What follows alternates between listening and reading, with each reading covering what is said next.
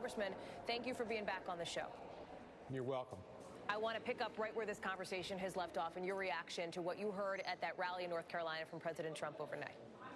It was more reminiscent of Germany during the beginnings of the Hitler regime. People yelling, "Send her back." That was un-American. I fear for the congressman's safety.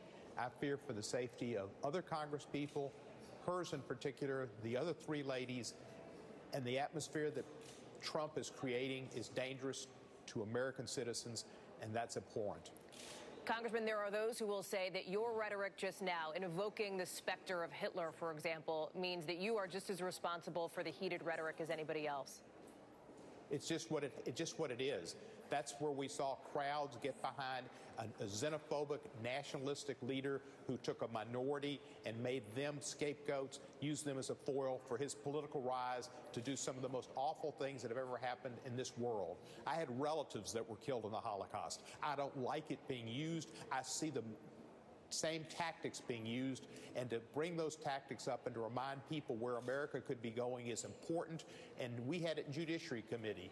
Representative Gates tried to use the Holocaust and use your term socialist connected to the National Socialist Party in a political effort during the immigration discussion yesterday. It's wrong.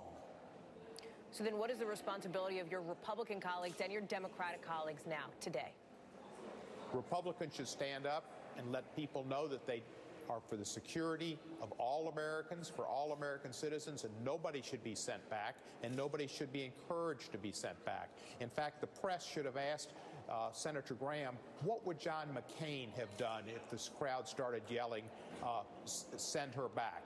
John McCain, who used to be Senator Graham's hero, would have told them, no, don't do that. She's a congressman. She's an American citizen. We won't see that in this president because he won't stand up against David Duke. He won't stand up against neo-Nazis and far-right extremists, KKK in Charlottesville.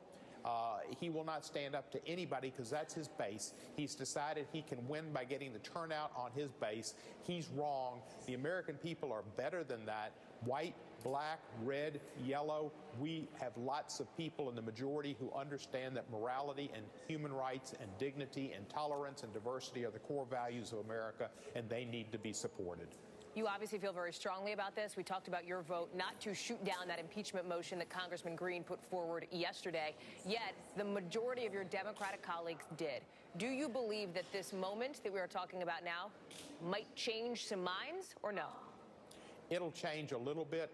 Most of the people who even voted not to have that, to have it tabled, the Democrats, their minds don't need to be changed. I think they need to hear from Robert Mueller. You know, I have impeachment resolutions drawn. I've thought about putting them in at some time, but this isn't the right time. We need to hear from Mueller first. We need to get the grand jury testimony. We need to hear from McGahn.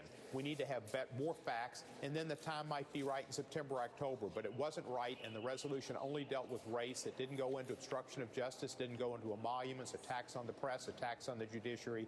So it was an incomplete resolution. But I didn't vote against it because this president deserves to be impeached. The American people need to see him impeached and removed from office. Congressman Steve Cohen, thank you for being on the show. Appreciate that.